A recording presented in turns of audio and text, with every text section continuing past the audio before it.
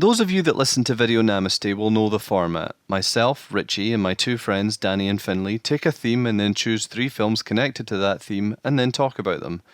But before Finley walked into and brightened up the lives of myself and Danny, we ran a short-lived movie podcast called The Fillums.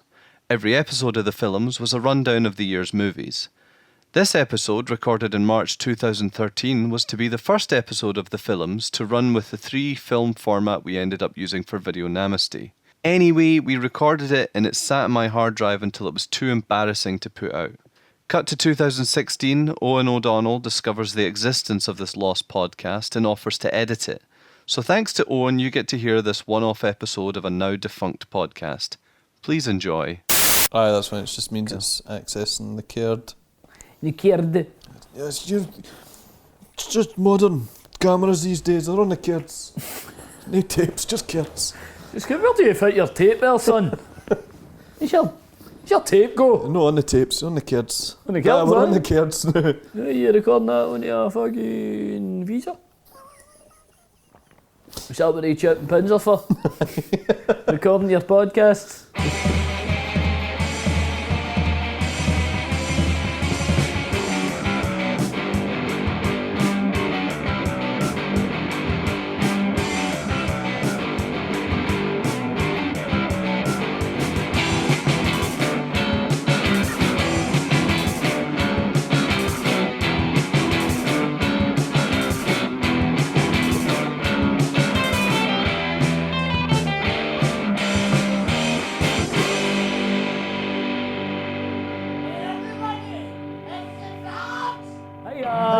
Yeah. And welcome to the Fillums.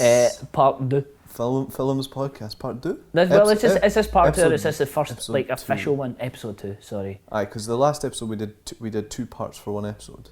Aye. And we talked all night. This is only going to be one part. Yep, one part. We're not going to be reviewing the whole year in film. Aye. So this is basically where the podcast takes its hopefully final form, where we talk about we pick a theme, and then we choose 3 films from that theme that link to that theme, and then we talk about those 3 films. Yep, absolutely. That's well explained. That's what we do. That is what we do. And we're hoping that this does in fact take form like that delicious lady in Weird Science with what I imagine to be the hairiest of nans. It's like Macy Gray in a thigh lock. Or Leo Sayer. He's just down there going, help me now. She's just like, shut the fuck up, I'm being sexy. McCarthy's like, this is as good as it gets. Is it McCarthy that's in that? I don't know, man. Oh no, I might be getting mixed up with Mannequin.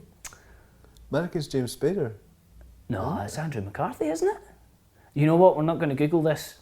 Let's just leave that hanging and see which one he is. It's a turd. Till we're done. Right, so this... So that's 2 masters of communication. We don't have a table in between us. Usually when we podcast, there's a table. But we're just sitting staring at each other. Playing footsie. Like 2 leather chairs. So there'll be a lot of sort of farty leather noises. It's no farts. No, well, There's probably be a few. There was carbonara. I had a really good carbonara on the go earlier. For our dinner. Right, so this episode we're going to be discussing directors who work out of canon of their usual style. Aye, we haven't actually thought about how we phrase this one. So we're talking about films that are maybe a departure from the director's standard style. The 3 films we picked were... Did he tell them? No? Let it be a surprise. Oh, it'd be a surprise? Aye. Alright, okay. Well, although it's going to be in the description. It's going to be in this this week's episode we talk. In fact, no. What we do is in the episode description we say that we're going to discuss Ghost, and Ghost. Aye. So I mean, we did spend a bit of time trying to figure out what to talk about in this episode because obviously we kind of threw the theme out there and went, aye, that'll do, and then we went right. Oh shite! What films does that cover? But I think the fact that we had to totally think on our toes gave us an interesting selection because, Christ. you know, there's no way I would have watched these 3 films outside of. Oh no, our well, one of podcast. them. Well, one of them, aye. Yeah. Aye, but the other 2, No. no, absolutely no. So let's. Shall we start with probably the best one on the list? Aye. And that is Hitchcock's The Trouble with Harry. Yes. Pierce Brosnan, like you've never seen him before. Which is Hitchcock going for a bit of comedy and kind of going for an anti-Hitchcock vibe. Actually, he's kind of at this point. When was the film made? It was 55. 55. Oh no, 54. So at this point, he's really established himself as a sort of thriller horror sort of director. Maybe not horror, but thriller. He'd kind of come into his own title of the Master of Suspense by this point. He was in his kind of his prime era, you know, when he was kind of working on the likes of. Well, it was made between To Catch a Thief and The Man Who Knew Too Much. Aye. And so, like, to kind of subvert from like his usual style was quite daring. Yeah. Because I don't think that was quite a common practice at that point in time. No, I wouldn't have said so. Imagine it would have been a nightmare for the studios as well. Like, how did they deal with that? Not, you know, with no frame of reference to go by or anything. So, aye, I mean it's interesting because it's but essentially the story of the film is that there's a man out walking one day and he's out hunting, and he comes across a dead body and assumes that he's shot this man by accident. But the funny thing is that he's so sort of kind of blasé about it. He's like, oh dear, like like he's just broken his neighbour's window or something. You know, he's just like, oh dear, I accidentally shot a man. I've shot a man in the fucking face. What a terrible mischief I've given him. So he decides that better, rather than telling anyone, he's going to sort of bury the body. Mm-hmm.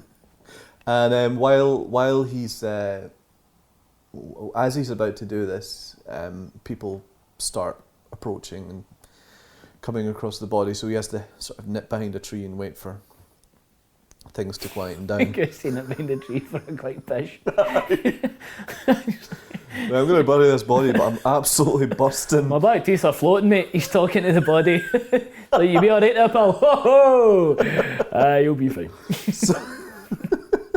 So he discovers that the corpse's name is Harry, and he disappears behind this tree as the first person comes up, approaches the body.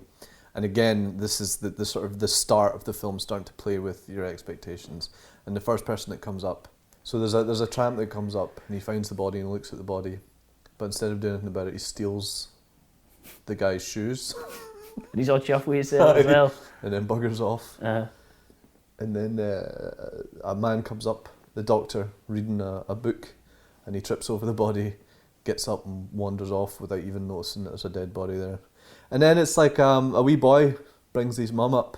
Wee Arnie. And this, and it's just sort of the female lead of the film. She comes up and... Shirley MacLaine, her first film as well. Oh, is it? Right, okay. Yeah. And instead of being in any way shocked about it, she's absolutely delighted that this man, Harry, has died, and then they bugger off. Oh, and then the other lead female character in the film. Oh yeah, I used to be Squeeze. Aye, old Helen, food in the road. Old Helen. Old Helen comes up. Hello, how are you? And he starts getting all smooth with her as well. Yeah. And then at one point, this is kind of like an interesting sign of the times. At one point, they're chatting away to each other, and because like I get this whenever I watch a film that was made like even 80s and prior, like I'm very conscious of the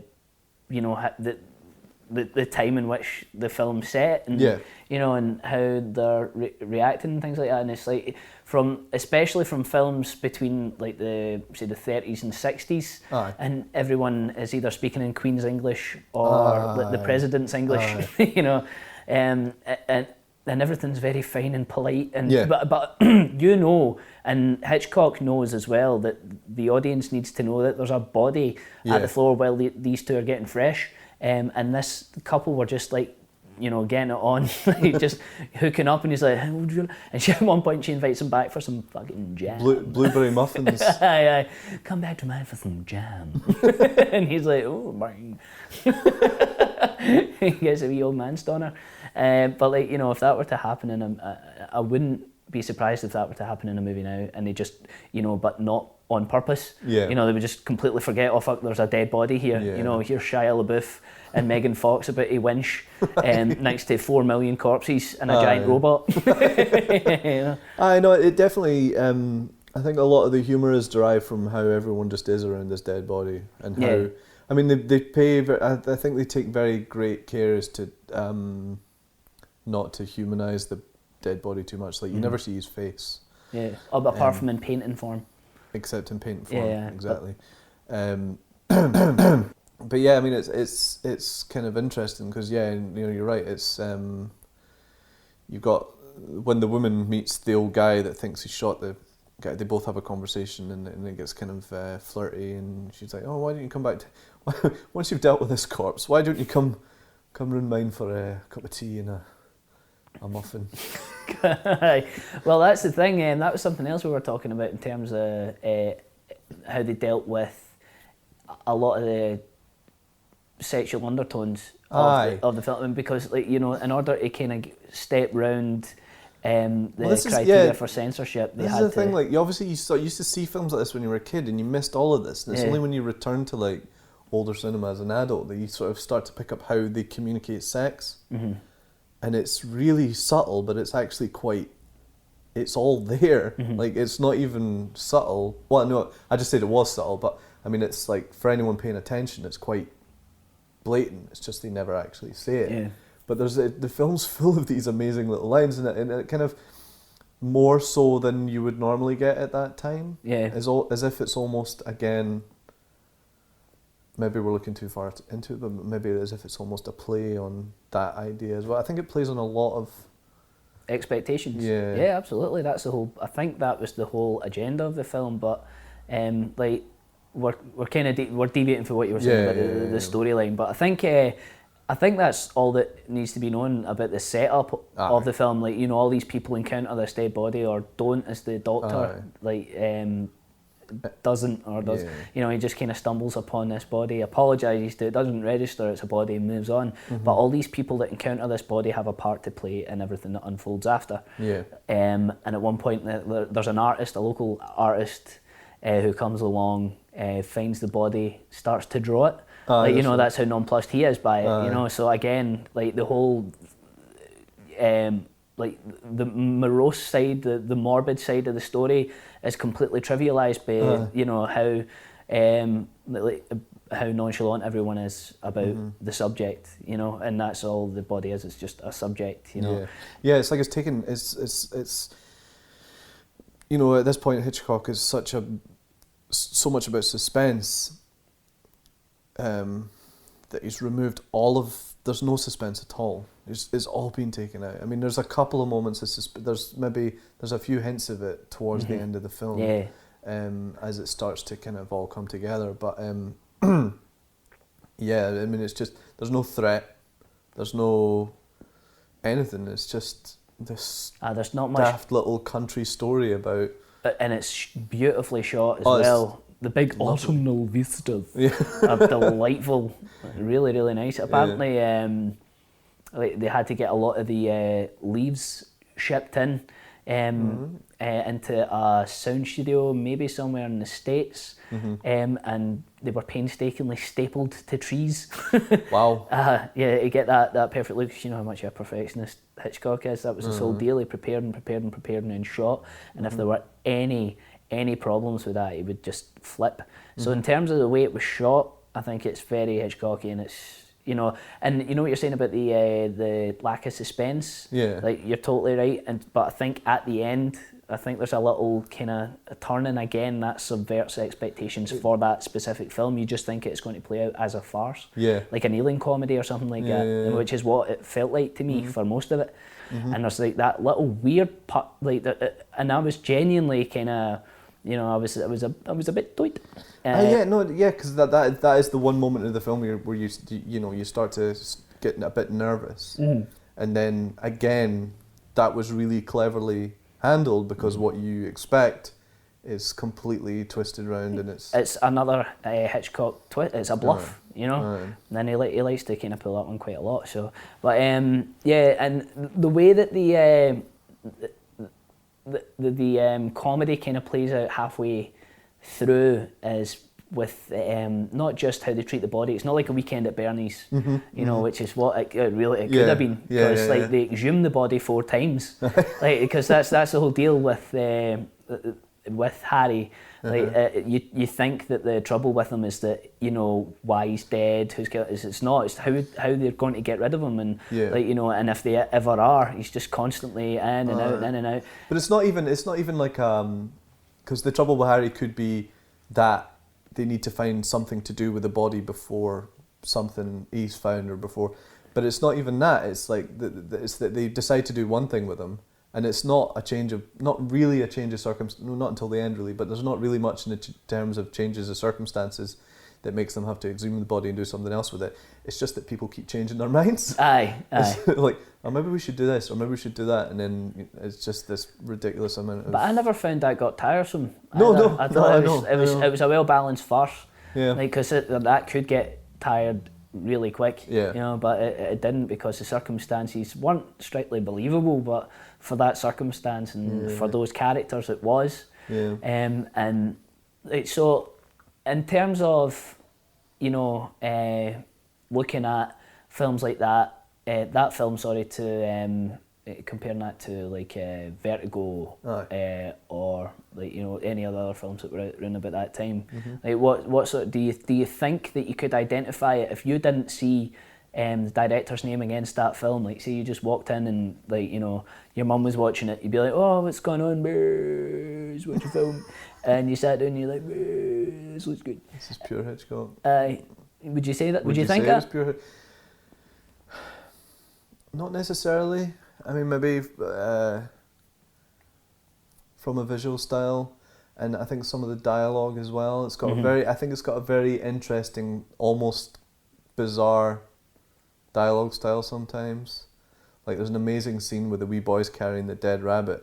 Yeah. And he interrupts the captain and the lady having their muffins, and he's like, "What you got there?" He's like, "Oh, it's a rabbit." And the woman's like, "What do you call it?" He's like, "Dead." Oh yeah, totally. That kind of distills the whole tone, aye. Or when the artist is in the shop and he's not got enough money for a full packet of cigarettes, so he cuts it in half and he says, I'll buy the other half tomorrow. It's nice little bits like that. Aye, a little too quirky for your usual Hitchcock fare. A sort of a quirk level that's maybe a bit ahead of its time, I think. Yeah, and a cast of unknowns as well. Yeah. Yeah. I think that was a deliberate decision. I think, like, you know how Hitchcock was quite famous for being a bit of a prankster? Aye. I think this was, like, you know, a goal of his to just divert from, you know, his usual fare. And try and sell a different film. Obviously, it was like a bit of it was a passion project for him. Apparently, it was one of his favourites, his own favourites. Oh, right, okay. And of course, like, that was the first film that him and Bernard Herrmann first got together. And, like, of course, that was a collaboration that went on throughout pretty much the rest of his career, or their careers even.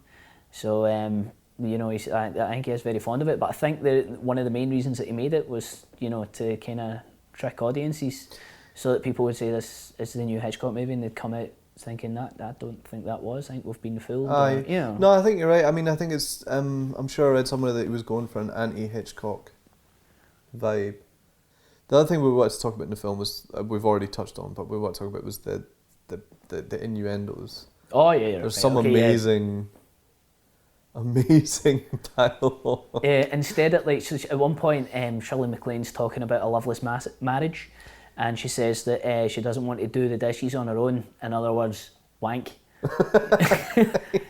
which was kind of upsetting to me because I kind of like the image of a young Shirley MacLaine just going to town on herself, like maybe no way at like the business end of a claw hammer, but certainly good slipper to like screaming the fucking roof off. Maybe I'm a slipper. Aye. Well, you know, you've got to. This is how I put the blood in it, mate. Because, like, you know, something like a wet towel's just a bit too far-fetched. How many times have you got a wet towel to hand? Not that often, let me tell you. It's hard to find a wet towel when you need one, but when you need a slipper, it's always there. Right in your foot. Right in your foot, ready to scud a fanny way. That's fucking awful, Richie, man. Scud a Fanny, the new Adele album. But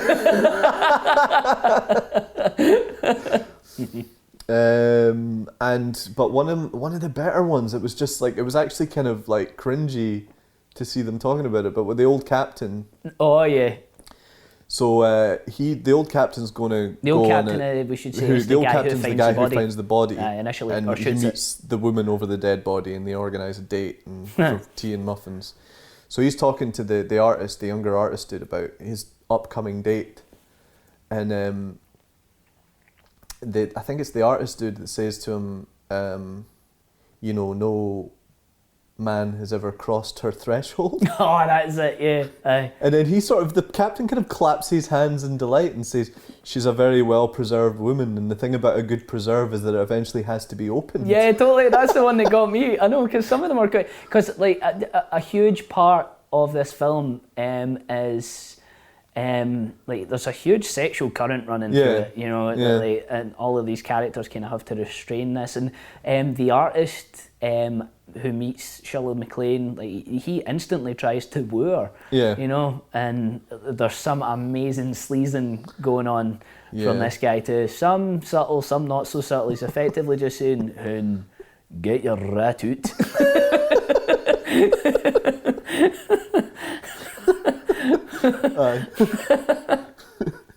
Aye, yeah, that's it. Because the first time, I'm sure the first time he meets her, because obviously he's a painter, he's like, "I like you. I would like to paint you nude." I'm sure he's resting his leg on a rock or something at the same time as well. But the best thing was her reaction to it. She just kind of brushes it off. It's like, "Well, know the day, pal." Not in so many words, but I can't remember exactly what it. You have to put a ring on it, Phil. I'm no a whore. The next thing you know, he's like, "Well, you marry me, baby. I want to cross your threshold. Open you up like a reserve." She's like, "That's funny, I'm ringing now." She just throws out her slippers. That's the final scene, she gets rid of them. I'll no need these. Oh, never look at a pair of slippers in a film again. So what was your overall impression then of Trouble with Harry? Trouble with Harry, well, it's one of those films that when you think about it afterwards, you realise that you kind of liked it. Yeah. That the more you think about it, the more you liked it. But I think at the time as you're watching it, that thing that probably caused it to be more of a critical failure or commercial failure in the States, where nothing does happen. Christ. It plays on you, and then when it's only after that you've watched it that you realise that you have been played, and it's very much like the film that we mentioned earlier, the David Lynch one, Straight Story, that does exactly the same thing all the way through it, and you have the exact same feeling all the way through it, because your head immediately goes, right, well, this is going to happen, and then it doesn't, and this is going to happen, and it just never, none of that stuff ever happens, and it just, but when you think about it afterwards, you're like, I like that. That was an interesting move. You get like a retrospective appreciation for it. There's so much. It's quite rich, like for dialogue, plot, and like there's instant clicks that I got for like the cinematography. Yeah.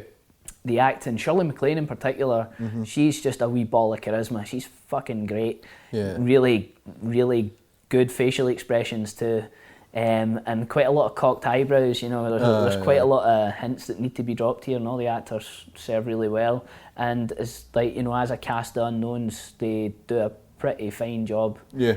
You know, altogether. But yeah, I'm fully with you on the retrospective appreciation.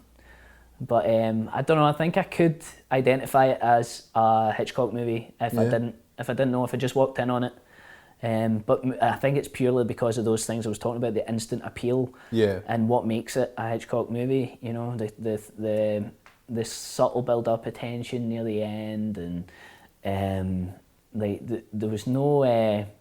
The only kind of main Hitchcock trademark that I didn't really notice that much was the something that Tarantino's nabbed, the major plot twist halfway through.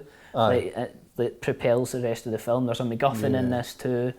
So those are the main things. But stylistically, it's miles away from in terms of tone. I mean, no, absolutely, not visual style or anything like that. But. Aye. So there you go. That was Trouble with Harry. Thankfully, I don't think we spoiled too much of it. No. But I think you should definitely watch that one. Yeah. I'm not sure about the next two. So up next. Right. This was Danny's choice. We have The Wiz. Pierce Brosnan, like you've never seen him before. The Wiz, which is a Motown production. Motown production of a Broadway show. Yes, a Broadway show that is a remake of The Wizard of Oz with an all black cast. That's right. Yep, and the cast is quite incredible. Will we talk about the director first? Because obviously right, we're okay. talking about the director, don't we? Right, okay, yeah. So specifically, Christ. this director, I think he's probably the most. This is probably the most prominent deviation. Out of all the films that we're going to talk about, because this guy is usually directed like cop thrillers, psychodramas, courtroom dramas. He's an actor's director. He's been absolutely adorned with awards. Probably used to working with a low budget and things as well. Absolutely, aye. Well, he was famous for working within budget and within time. Yeah. That's why he actually got hired for this, because it was such a huge production. Right. They needed someone that they could rely on. Yeah. And it's the director of this is Sidney Lumet. Director of 12 Angry Men. Aye, Dog Day Afternoon and Serpico. It's absolutely bizarre. Aye, and like it keeps getting more bizarre though the more you look into it. Like Joel Schumacher wrote the fucking script. Joel Batman Forever Schumacher. I've got an idea for a script. That was more Verhoeven. Okay, I want you to say, "Can you fly, Bobby?" Say it harder. Can you fly, Barbie? That's it. Okay, good night. So Sidney Lumet directed it. Joe Schumacher wrote it. The cast, we've got fucking Diana Ross as Dorothy. Diana Ross is 33 at this point. Yep. And they wanted initially the guy who was up for direction initially before fucking off, John Badham. Or Badham. John Badham. Aye. Who went on to direct... This is very weird. 2 seconds. John Badham, who went on to direct Short Circuit, War Games, Stakeout, Bird on a Wire. He missed out on directing The Wiz. He had said that he didn't want Diana Ross in the role because she was lobbying for the role quite frantically. Yeah. Like the mad wee skeleton she is. Just, I want this job! Like just constantly at John Badham's window like a fucking creep. I want this job! She's up there like a Cheshire cat with that big skeletal smile. She freaks me out, man.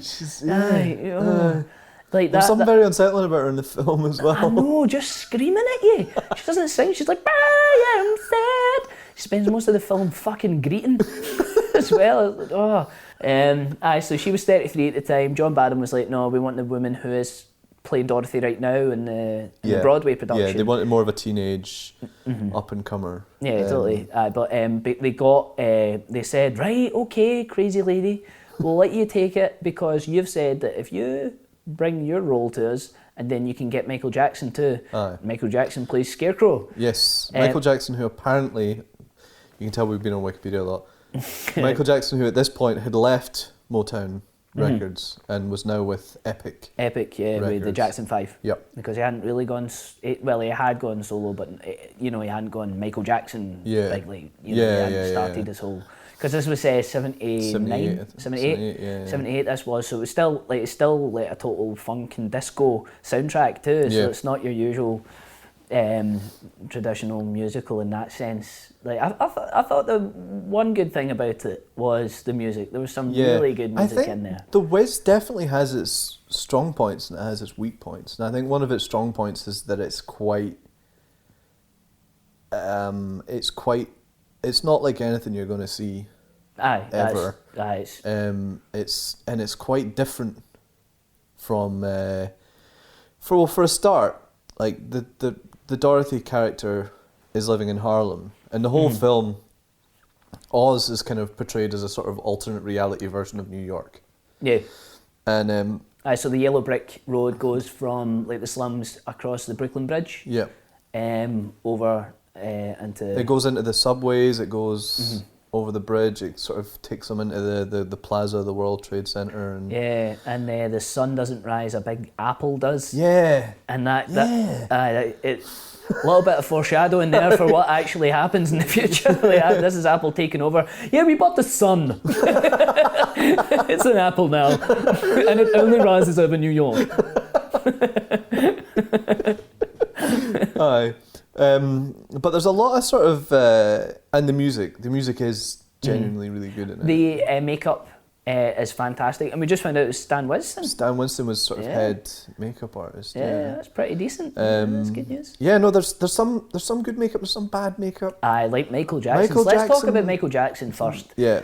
Because this is his film debut. Yeah. Which of course geared him up for his multi-award winning performance in Moonwalker.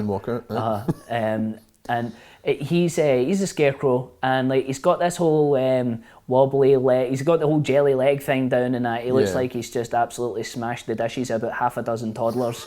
So he's burst.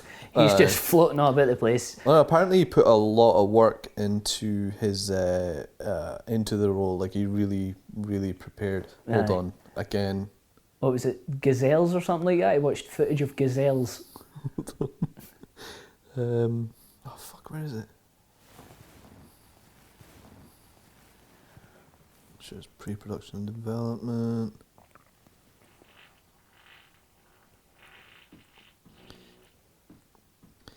So it says, again, according to Wikipedia, I mean, you could not listen to us and just go and look it up if you wanted, but we're here to deliver information.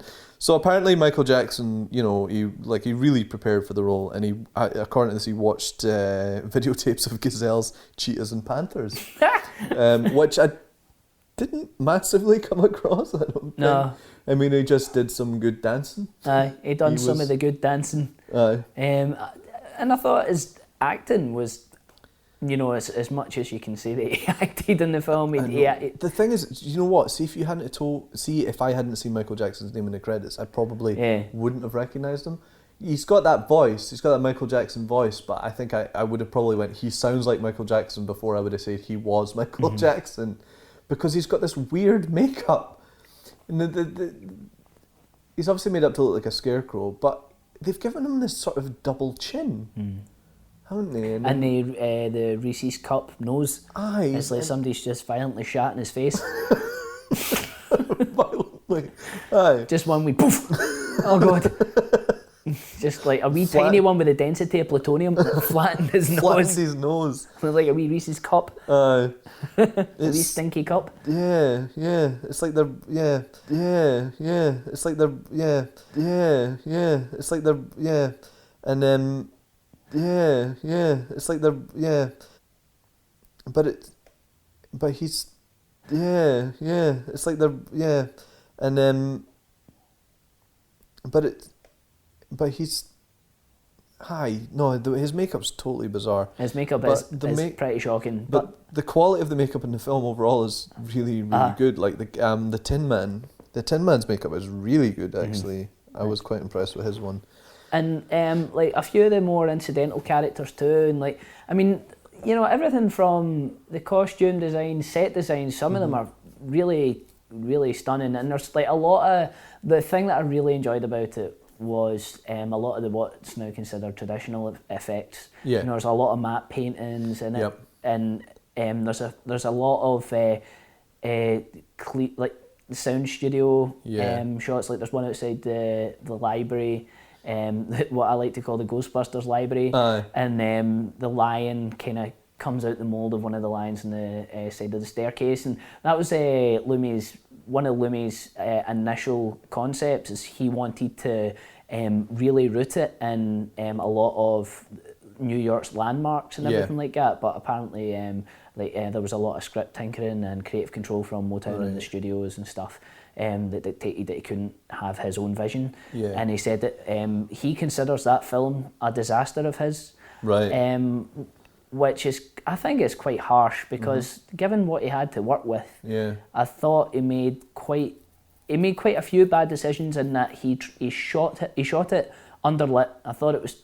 It's very dark. It's very dark. But that gives it an unusual. Well, yeah, no, edge. I thought that was like a decision to make it like the sort of the flip side of Wizard of Oz, because obviously Wizard of Oz is such a ridiculously colourful and bright film. It's a technicolor movie. That's the whole point of it. It goes from black and white to technicolor. Yeah, exactly. And this is quite a dark urban kind of version of it. And I think it's interesting how what you say about the landmarks. Obviously they've taken out a lot of the landmarks, but in many ways you can tell it's New York. Like there's a lot of like the way that they use the subways and the way that the subway comes to life and attacks them and stuff. And they've got the Brooklyn Bridge and things like that. So I think that idea still comes through a lot. So I think that they've done quite well in that respect. But it's I actually thought that the lighting was just a creative choice, and maybe in retrospect, maybe at the time it wouldn't have been it would have been a less popular thing to do. But I think it's more popular now. Do you know what it came to underlight things than it is than it was back then. That's what happens. Like I think Fincher's had a big role to play in that, and certainly after like Seven and Fight Club, huge commercial successes. And or sort of they did it, or when they started doing it on TV in the 90s as well. They realised that if they turned all the lights off, everything would look more expensive. The production value kind of increases, or it appears to be so anyway.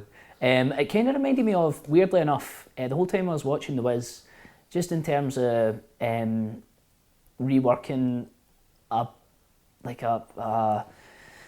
such a highly revered what do you call it? Film, but property. Yeah. Like such a highly revered property to make that your own, but still appease the fans must be tough. And I think what it kept reminding me of was Teenage Mutant Ninja Turtles, right?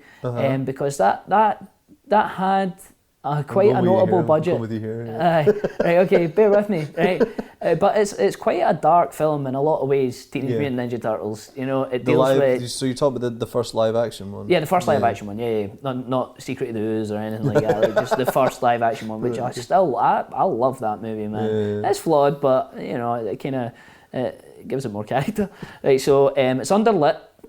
It takes a highly revered property, reworks it.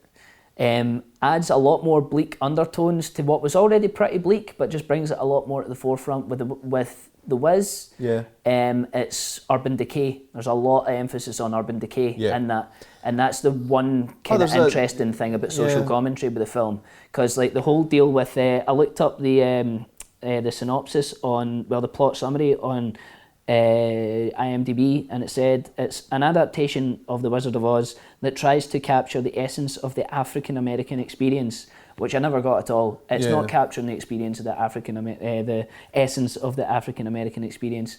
It's just the cast is entirely black, and the music is different, and there's no massive change to the plot or anything that happens to suggest that it's analogous to anything that is huge in Black history. You know, it's just the creative, apart from the music and the people in front of the camera, everyone else involved is white.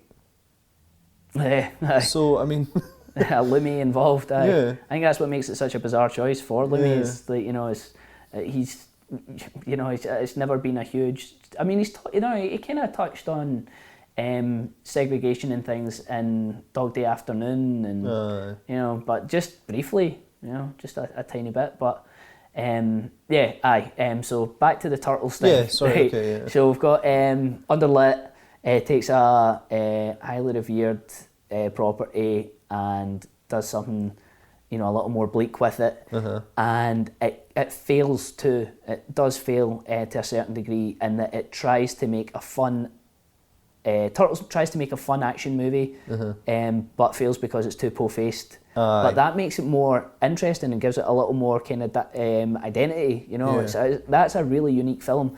And what Wiz does is try to make a big, huge, lavish song and dance movie, but fails because Lumet's direction is too stagey. It's too theatrical. Yeah. It's like he's used to, like with 12 Angry Men. That's his debut as well. Like it's mostly shot in a courtroom. Yeah. And as far as I remember, Well, it's no, 12 all... Angry Men, it's just that it's not even the courtroom, it's the back room with the Yeah, jury. that's right, yeah. Aye.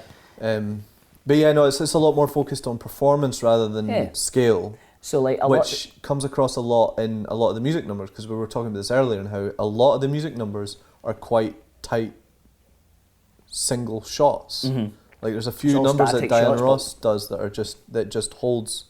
It's like a mid shot of her for like practically the whole song. Aye, Dirty Diana just giving it big licks right at the camera, scaring the shit out of me. I could have done without that. I really shouldn't have had that joint before I watched it. Diana Ross just going, I am fine, right in my face. I don't care if you're fine, just leave me. It's funny because at the beginning of the film, like they've replaced the hurricane with a snowstorm. That's right, aye. And it just makes you think, I wonder if they're trying to suggest that this whole thing is just one big coke-fueled nightmare. Yeah, aye. So it very well could be. I know. And that's why you cast Diana Ross in the... Weird choice, but I think I'm glad I've seen it. I'll never watch it again, but I'm glad I've seen it because... No, I'm definitely glad I've seen it as well. It's one of the things the first hour after is again what we were talking about earlier and exactly what you said as well. I was 1 hour into it. I watched this in bits through the whole day. So when I was 1 hour into it, I was like, this film is amazing. I love this. Because I just got to the point when we'd had the song with the crows and Michael Jackson as the scarecrow, and they just started on the Yellow Brick Road. And then it was like, then it started to kind of maybe take its time a wee bit more. Like the film is 2 hours and 15 minutes long. I know. It's ridiculous. And the credits are not that long. It's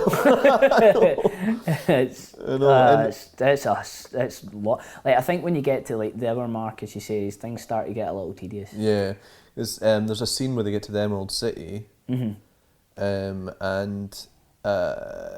you can see that it's making a point. But they get to the Emerald City and it's all green. And then they all have a song about how green is the only colour that they care about. That's the only thing that they wouldn't be seen dead wearing any other kind of colour. And then this voice from above of the wizard comes up. The Wiz says, Should we say who the Wiz is?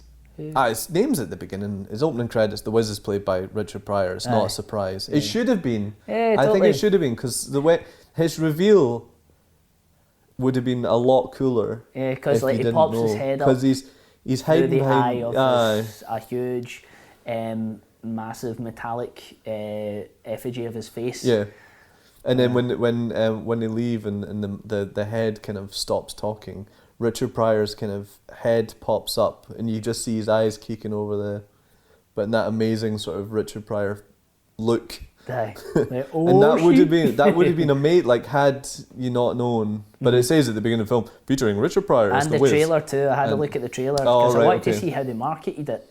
And it's quite interesting. They just show a clip of every song and dance number, every single one. Jesus. Aye. And so anyway, so they get to the Emerald City, and then so they have the whole number about the colour green, and then the voice comes out and says, okay, everything's yellow now. Yellow's the colour that I love. Or that yellow's the colour that everyone's going to love now. And then everyone starts singing about yellow. But then they have a third number about the colour red after that. And you can see that it's making they could have done this in one song. And it could have been funny. And it could have been funny. And it was Instead of it just was obviously laborious. making a statement about sort of fashion and how kind of shallow a lot of people are. Aye. And they just have to be told what's cool. And I think that was the whole point, like how these characters are in The Wiz too, not just the comment that they're making, but like, that people of Emerald City are fickle, and The Wiz is in control. You know? And he's like, right, okay, fuck it, we're wearing yellow now. Aye. And everyone's like, woo, yellow, woo, spell. But yeah, no, it definitely takes way too long to make its point. Uh-huh. And then it feels like every location that they get to has to have at least 2 musical numbers. I know. Just to kind of get the most out of it. Mm-hmm. I think it could have been a brilliant film, because it has some amazing moments, I think. And like I said before, like I was really getting into it, and then kind of losing it a bit around about the 2-hour mark. The thing that surprises me is that Lumet didn't take as much control as I think he should have, because he could have taken control. He was a reputable director at that stage, In fact, 10 years. In fact, no, he was pretty much at the height of his game, and like I think that he could have taken advantage of the fact that I don't know how the stage show plays. I don't know how different the stage show is to the film, but the film, if you're going to make a remake of The Wizard of Oz with an all-black cast, you want an all-black cast to serve more of a narrative purpose, not just right, just let's make one huge noticeable difference. It's an all-black cast. Mm-hmm. To add a little more depth to it, as I said earlier, all it need, just a little analogy to what's what. It's exactly what I was expecting. Like even when it got to the bit with the workers. Yeah, and it kind of felt like there could have been a bit more, and I started to find myself looking for stuff that just wasn't there, totally. and there was nothing there. Mm-hmm. And then I thought to myself, thinking about the film critically, brush that to the side, because I was looking for something that wasn't there, and that's not how you should criticise films. No, absolutely. But I brushed that to the side, and I thought, no, even with that out the equation, it's still it's a flat film. It ends flat. There's something unusual about it. There's something unusual about a film that starts off with a really promising first hour, and you're left feeling deflated after it. Something with such a rich, lavish production as well. Like you'd expect a lot more out of it. But when the songs and dances actually jar the film that is a big song and dance film, you've got a big fucking problem. And I think that's where the problem with having someone like Lumet involved rested, because it wasn't as fun and frenetic as it should have been. He was too busy focusing on performances, big, broad shots, and which is a bit of a departure from his usual things. He's quite, like in films like Network and like, what was the other one? Well, Network, we'll talk about Network. There's quite a lot, he builds a lot of claustrophobia, and there's like a lot of really tight shots and confined spaces, and he started it off with 12 Angry Men.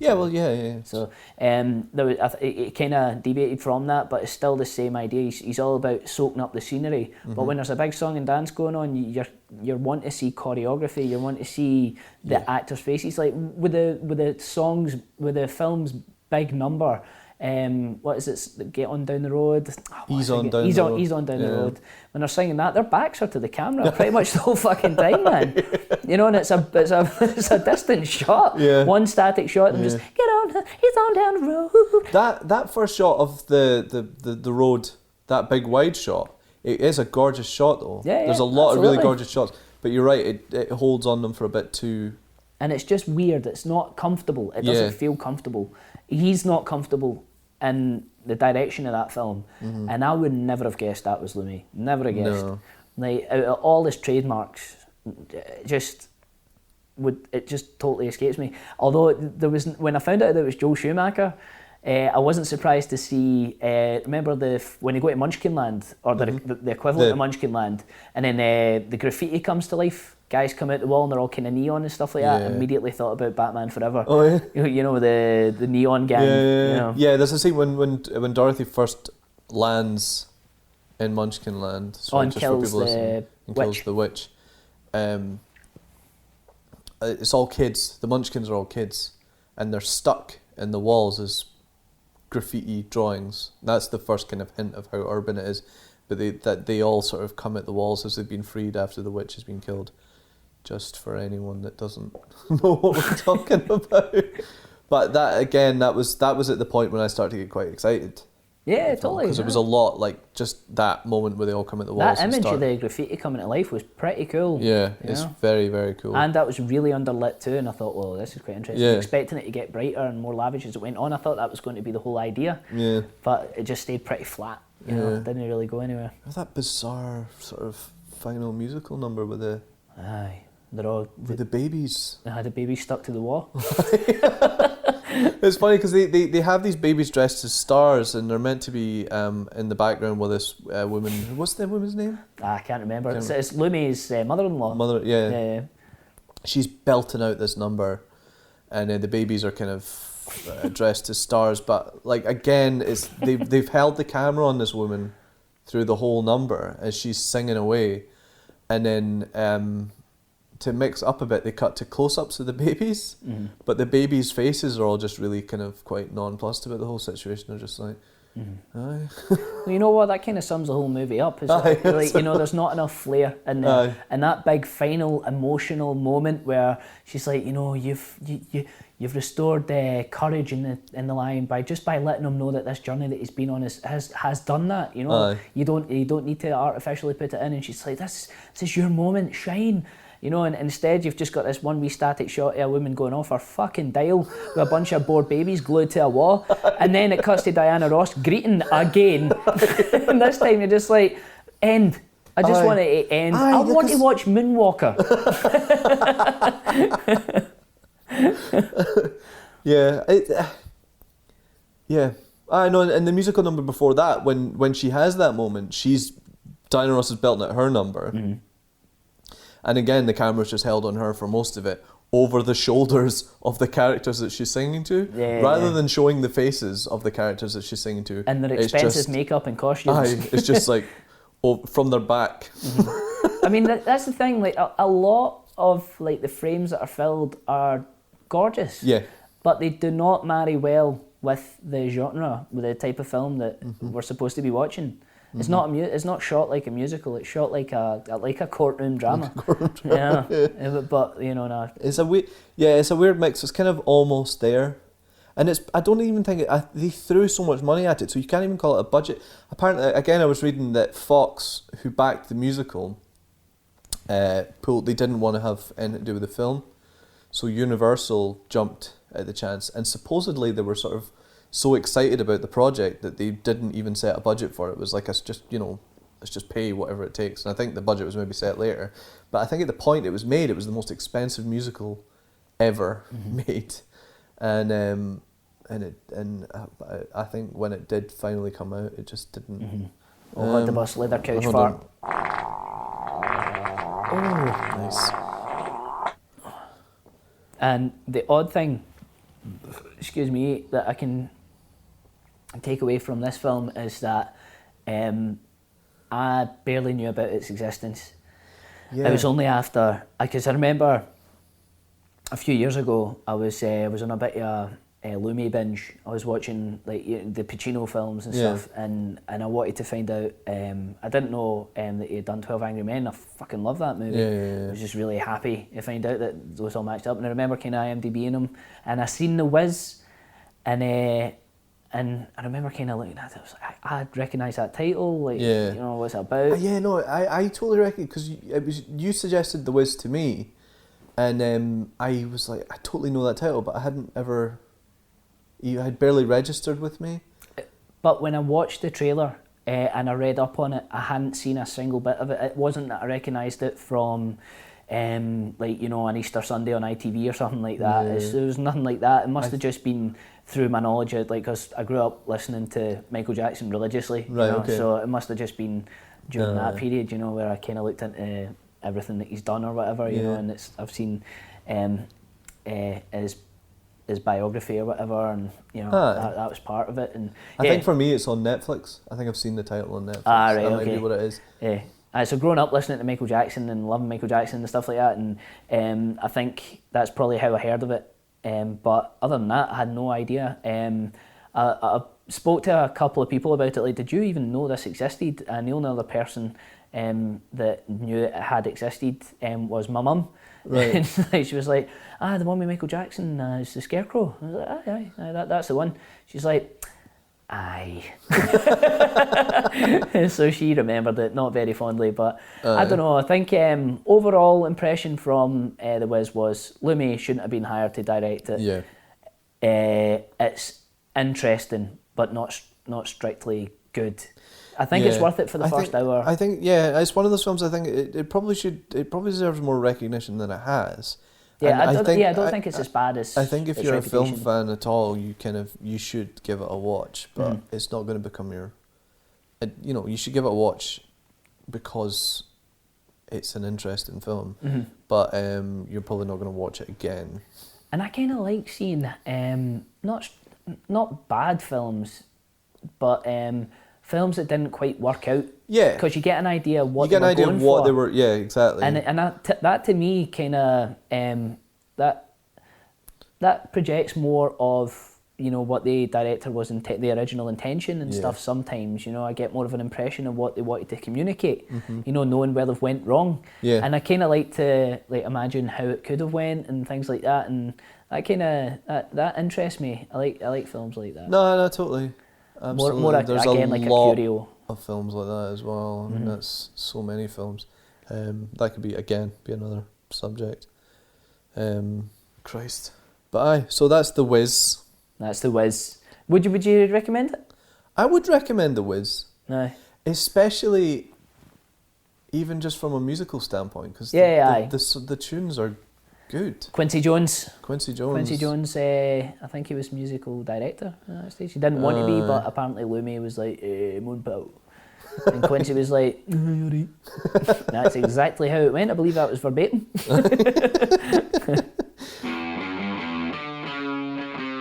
So, in terms of, the musicals kind of segues nicely almost into our next film. Yeah. It's a film that centres itself around music. well, the original did anyway. Yeah. But this is a shit segue. It's tenuous as fuck. Very tenuous. Although, also, what was the director we mentioned earlier? John Badham. So the original director of The Wiz, John Badham, directed a film called Saturday Night Fever, which spawned a sequel called Staying Alive. The fast food business in Japan has expanded 600% in the last 10 years and is now overtaking the automobile industry. The Japanese spend $65 billion a year on dining out. Naturally, everyone wants a piece of the action. Question: can a gentleman from Kentucky make it in the land of the rising sun? Tonight on Enterprise, the Colonel comes to Japan. And the reason we're bringing up Staying Alive, this is probably the most interesting deviation that we'd come across, because we didn't watch this film because we really wanted to see the film. We watched this film because it was directed by Sylvester Stallone. And at the point when he'd just done Rocky 3, it's in between Rocky 3 and Rocky 4, and it's a film about John Travolta's character. Now, we don't remember much about Saturday Night Fever. No, we were saying the last time we watched it was like either late primary school, early high school was probably the last time. Remember, all the only thing I remember is this suit. The suit, the strut. Oh, Jesus Christ. Let's get to that later. We'll get to that. Save that to the end. The strut and the club as well. The Odyssey. Aye. I mean, there's a few nods to the original. There's probably more than we noticed. But, so this follows John Travolta's character. Fuck, what's his name? Oh, hold on. Right. So, Staying Alive is about John Travolta's character, Tony Manero. Tony Manero, and he's a struggling. He's a dancer. Yeah, he's a professional dancer. What if I get a boner in this lycra? So it's basically a film about him sort of trying to make it as a professional dancer. So I mean, you can imagine in a film like that, especially in 1983, it's all sort of camel toes and power ballads. It fully is. A lot of insane lycra that doesn't leave much to the imagination. Aye. But it seems to be mostly Tony Manero being a total arsehole. Aye, I know. Well, that.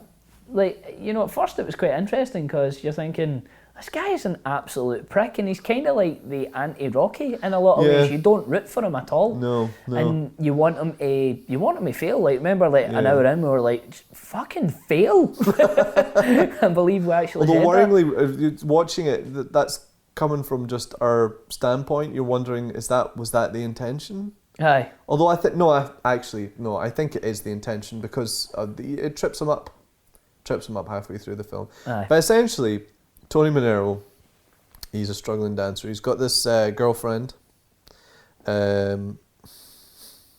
Jackie.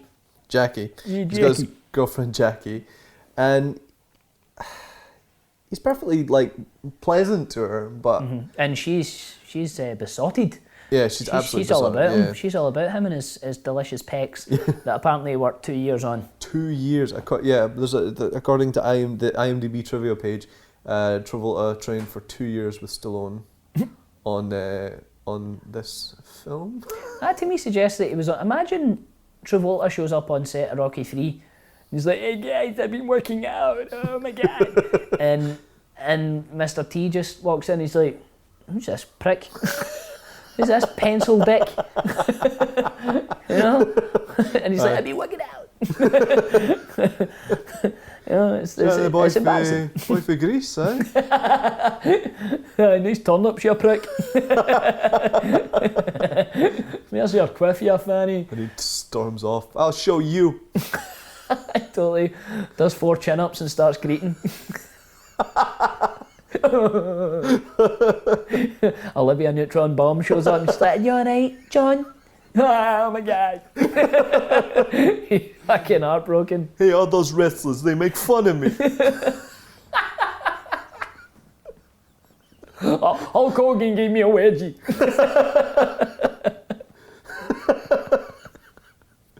I'll show them I'll be in the best dance movie of all time. But a very successful dance movie as well. Stallone directed a successful dance movie, and like successful the year it came out. yeah, Probably, top 10 of the year, 83. Yeah. But so Tony Manero, he's a struggling dancer, and he's got this, lovely girlfriend, and he meets this this English young English dancer. And he attempts to chat her up in his standard sleazy way. Some delightful lines. Insane lines on her.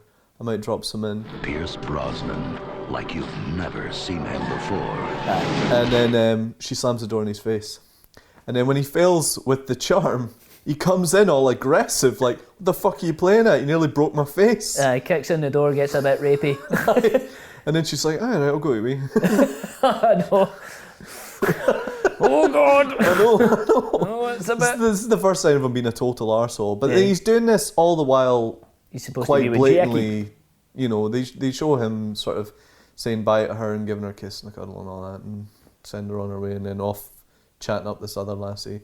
And basically, the English lassie does to him what he's been doing to women. She takes him out, takes him back to hers, gets it on with him, and then kicks him out.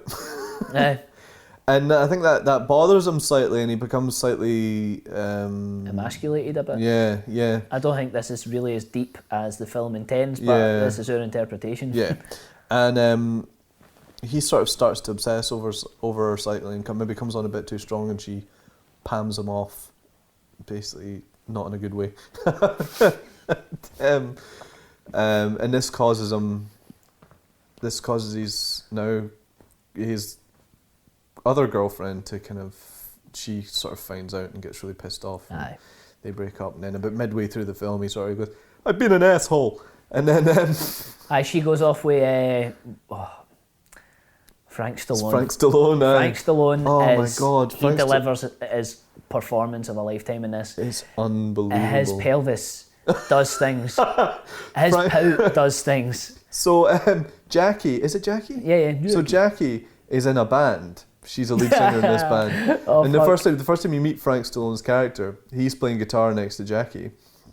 And it's almost as if he's eyeing her up with his hips.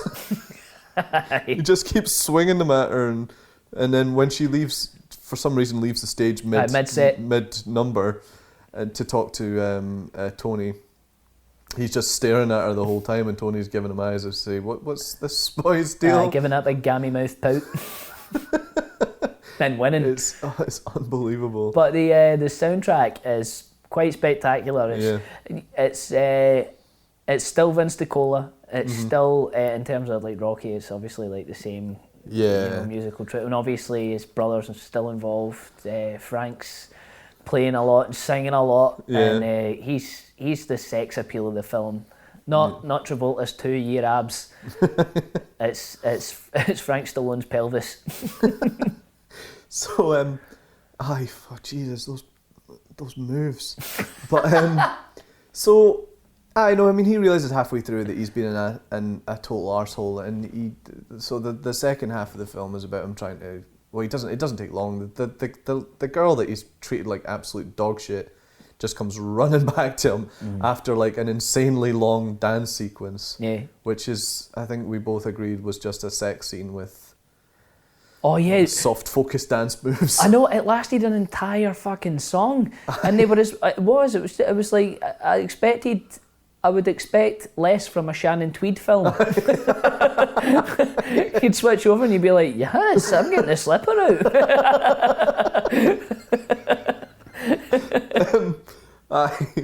So after that, the little dance number, they get back together, and then the two of them have to be in a stage production with the English girl, who then becomes the villain. Strangely enough, because of her vagina. But yeah, essentially, yeah. So it's like with this English character, I can't remember her name. No, I cannot. With this character, you have potentially the first half of the film was a sort of, like almost, it was turning the idea on its head, the idea of her playing him rather than the other way around. Mm-hmm. But then she becomes a total. She becomes an arsehole. The arsehole for it. And talk about double standards. I know. Terrible.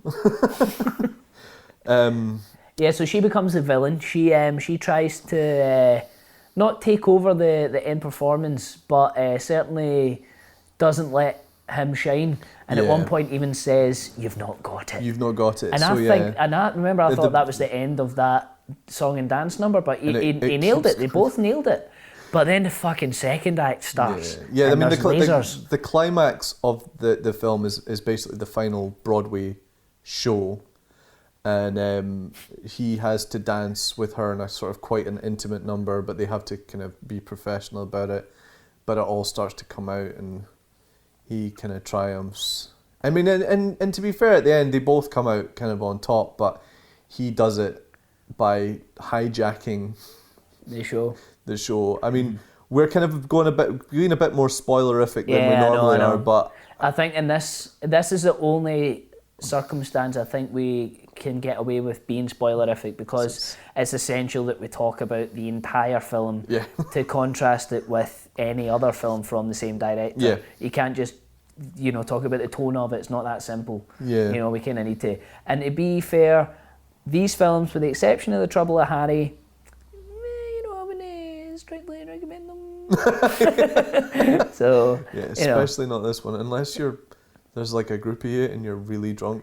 Yeah. Oh, do you know what, man? Staying Alive would be a great film to watch with a good few drinks. Yeah. That'd be amazing. You could get a good drinking game out of that as well. Like every time you see Lycra, the first time Travolta gets taps off, which is only 10 minutes in, did we say? Yeah. No, it wasn't even. It was like 6. Oh, it was 6 minutes in, yeah, because I put my money down on 15 minutes in. Mentally noted the timer, if I remember rightly. We were watching. But I know the first taps I've seen with Travolta, he's washing his clothes in the shower. He's having a shower, but all his clothes are hanging up around him. He's scrubbing the soap on his shirt and stuff. Totally. But let's. But anyway, yeah. And that is very spoilerific, but we can't let this go by the very last scene, right after all this has been through, all these conflictions and everything like that, a character, he's learnt so much about himself, and this girlfriend, this Jackie lass, she's finally, he's won her. Yeah. He's won her back. They've had a wee kiss. He's looked at the English Rose and said, "Fuck you." Yeah, the English lassie at the end of the film comes running back to him and basically says, "Hey, do you want to come round to mine later?" And he's like, "No, I'm going to see my girlfriend." And then they go through and they have a wee kiss.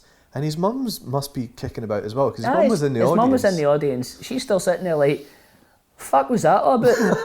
Lasers, guys in suits lassoing you. You're oiled for a good half an hour. And you're... what was the stage show called? It's Alley. Satan's Alley. And the big number as well, the big song, like, just featured this one vocal loop of a guy going, "Dance!" With this horrendous, like, you know, the Friday the 13th delay. That kind of dance. It's horrendous. There's some incredible... So the mum's still in the audience at this point. He's told the English Rose to fuck off. He's just winched Jackie whilst looking at the English Rose like, "I've won, ruin you." And then all of a sudden she's like, "Hey, let's go back and make some blueberry jam in my pants," or whatever romantic kind of Stallone film. And then he's went, "Oh, I just want to strut." Kicks the door in and then walking down the street, "Hey, you can't hear," and he's totally nailing it. He's got the knuckles out walking that going on, and his ass is so fucking horrendously perky. I know, there's even a guy like leaning against the wall that gives him a look as he walks past, and he's just you've just won at life, mate. Well the done. closing is just incredible. I mean, it totally takes you completely by surprise as well, because it's like I always thought of a strut as just, you know, it's a confident walk, and it's just something that someone has. It's not someone does as an activity. It's like, "I'm away out for a game of football. You come in?" "No, mate, I'm going to spend the afternoon strutting." He makes a job of saying, "I want to strut." I want to strut. And then he goes sort and of struts. And then there's a wee kind of just before the credits roll.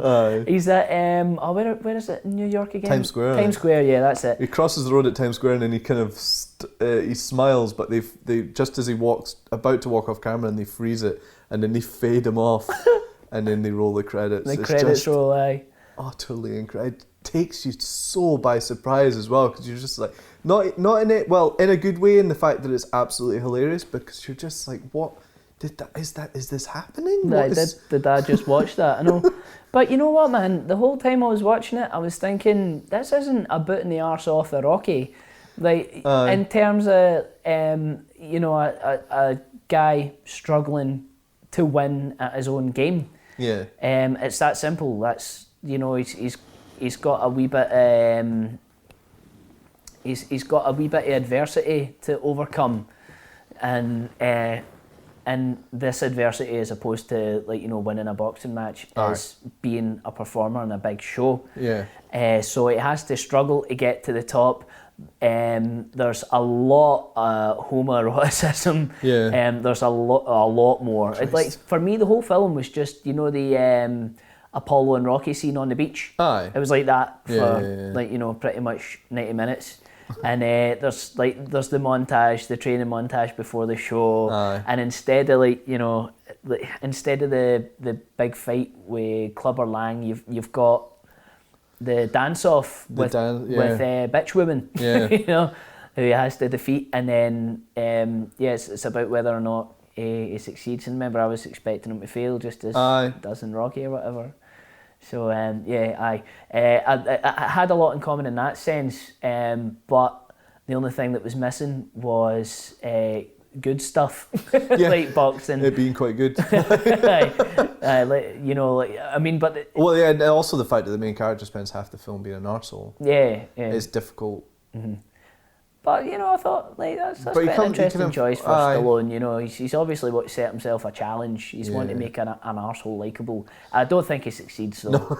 And the script's it's a mess. The dialogue's shocking. Where, like, a lot of the dialogue in, say, for example, Rocky, and Rocky 2 to a certain extent, like, you know, there's and Balboa, as well. There's some, you know, there's some fucking cheesy dialogue in there, but I think overall the script is quite well constructed. There's there's a good grounded plot and it flows. You know.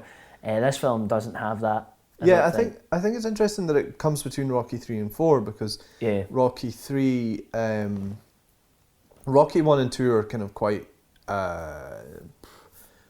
There may be a bit more serious kind of quality, kind of new Hollywood style films, and then Rocky 3, you've just kind of got to that point where the 80s is starting to creep in, and you've got a nice balance of like the kind of the high qualityness. That's a fucking word. the quality levels of 1 and 2. Not that I'm saying that the 4 you mean the is a bad quality? film. No, I just mean in terms of what's the word? I'm not saying that Rocky 1 and 2 are highbrow films. Nah, but you know what I mean. I it's think like the thing with Rocky 1 and 2 when it's 3's the kind of the mix between 4 and 2, and then 4 kind of just tips right into 80'sville, where it's like all insane music and montages all over the place, and it's all about big flexing guns. Exactly. And instead of big flexing guns, we've got wee flexing guns and massive dance moves. The dance moves are hilariously camp as well. Like Travolta, like 1 minute is just having a wee blether, and then they're like 5, 6, 7, 8, and he's just straight into it, just utter drama. Oh man, some of the poses that he pulls as well. Aye. Like, it's the way that he moves. That's right. It's the way that he starts a dance. He'll be standing about all loose and everything, and then suddenly he'll go sort of like panther. He'll prowl. There's even a shot where he prowls at the camera. It's this horrible handheld shot when he's following you. He's just like, oh God, I've got a horrendously guilty boner. He's a horrible man. just so oily. I know. He's just constantly oiled in that film too. When he's in the shower, water's just running off him like a duck's arse. Travolta is a walking duck's arse.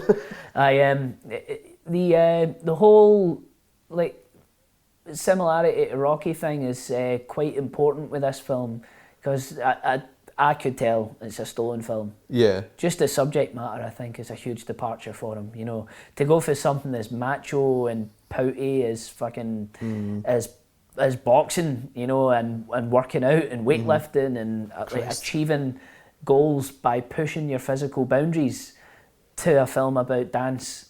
Yeah. You know, it's like that's not very masculine. Although at that point was dancing not starting to come through as more of a way to get chicks. Well, maybe actually. Yeah, absolutely, because I think that's what they hinged a lot of it on. Yeah. You know, because the whole film's about, and I remember Saturday Night Fever being primarily, well, if not primarily, then a huge part of the film was Tony trying to get is Dave Grohl. Yeah. That's what he was doing the whole time. You know.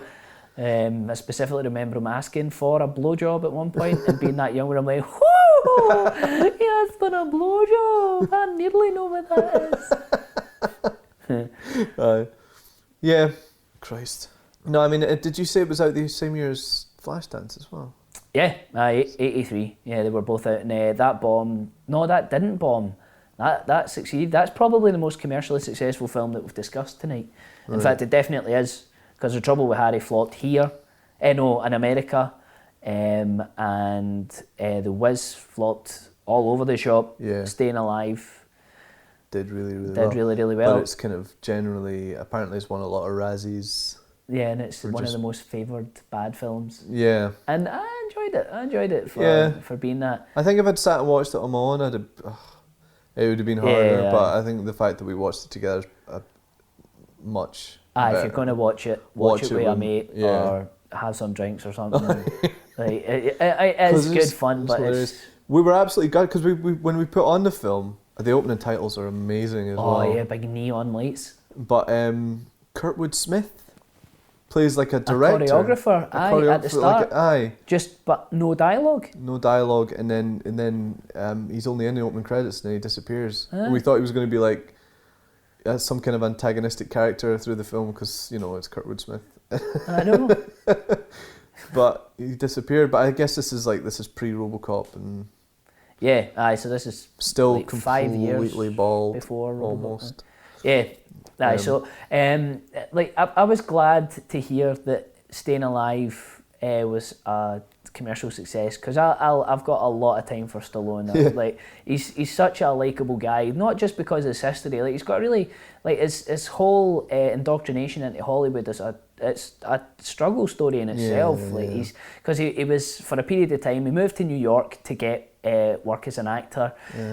He was homeless for a large period of time. At one point he had this script as well, the Rocky script that you seen after watching Muhammad Ali fight. Yeah. Oh, he had a stroke at a young age as well. Yeah, well, no. He was born paralysed at the lower left-hand side of his face. Did you know? I thought he had a stroke. No, well, he might have had, but I know that he was born paralysed at the lower left-hand side of his face. Oh, right. Okay. So like that was going on, and he had this little dog that he had to sell. Because he was, as I say, he was sleeping in bus shelters at the time and stuff like that, so he had to sell his companion and like in order to eat and stuff like that. After doing that, he got offered like a paltry sum for the script. He said no. Again, he got offered a massive sum, but only at the expense that he couldn't act in it. That was the rule. Right. But he came to America to be he came to New York to be an actor. So he said no until they let him act in the lead role. And when he got all the money for the script, he went back, bought the dog that he sold.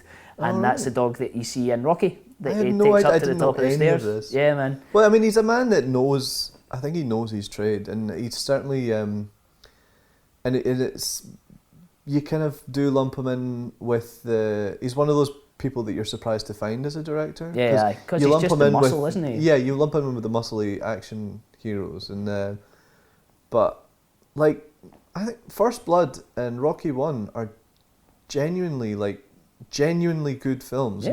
Not ironically, but genuinely brilliant pieces of film. And not for like retro appreciation. No. As you would obviously like Rocky 3 onwards and that, because I mean the thing I love about Rocky 4 is its fucking blatant machoism and pomposity. But it's great. It's a big veiny bicep of a film. But like Rocky and no, totally. I mean, First Blood I saw the Rocky films all out of order, because I think when I was a kid I probably saw Rocky 5 when it came out. It was the first one I saw, and then kind of worked backwards. It's the only one I still haven't seen. I don't think I want to see it. Oh, it's pretty horrible.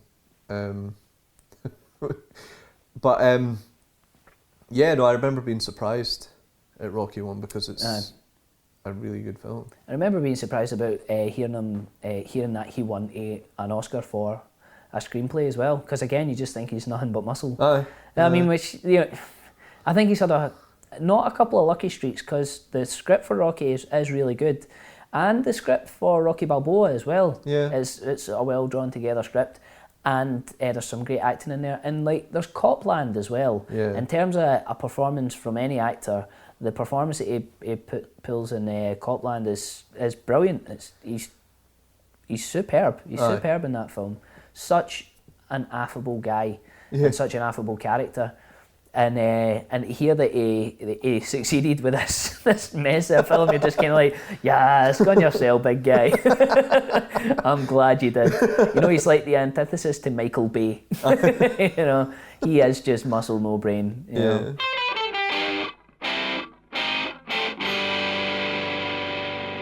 Yeah, totally. So I mean, I wish I could remember somebody on Twitter made me aware of this film. And I have to say, it was like an absolute belter for the subject that we chose. So in fact, we should take this moment to thank everybody for the feedback for the first.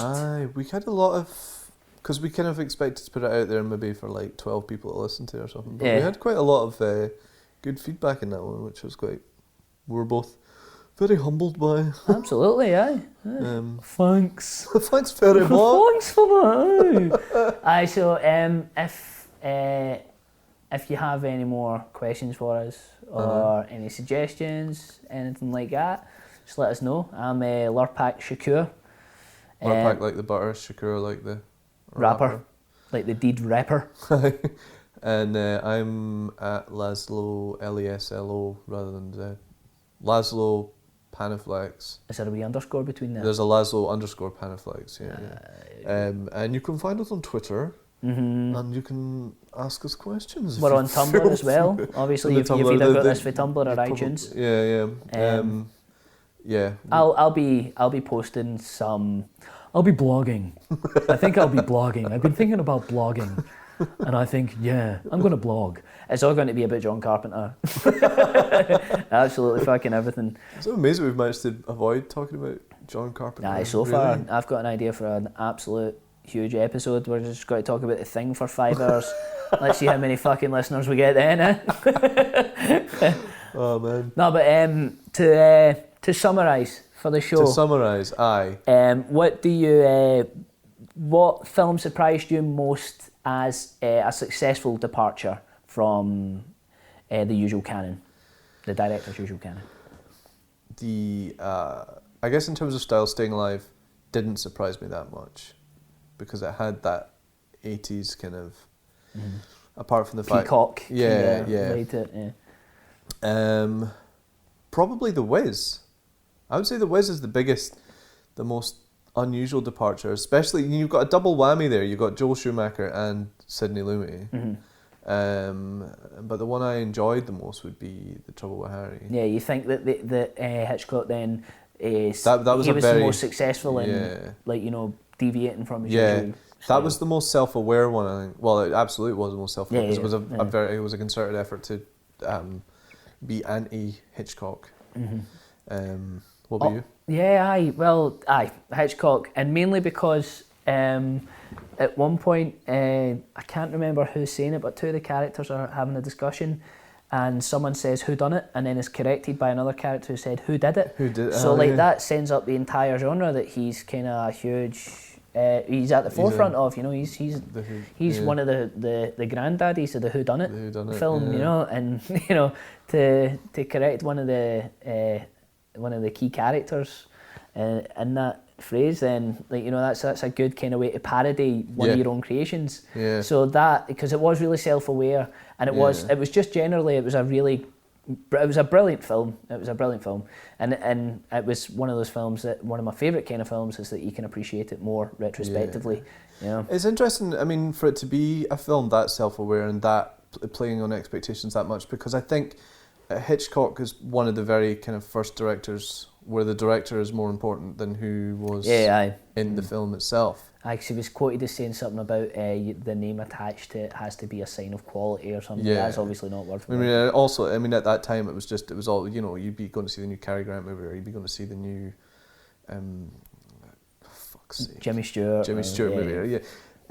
But it's very much you'd be going to see the new Hitchcock movie. Yeah. And he's one of the few directors at that time who could do something that would play on his own style, because the audience would be more aware of his style. It's like one of the few directors whose name is as famous as the actors that are in the films that he's making.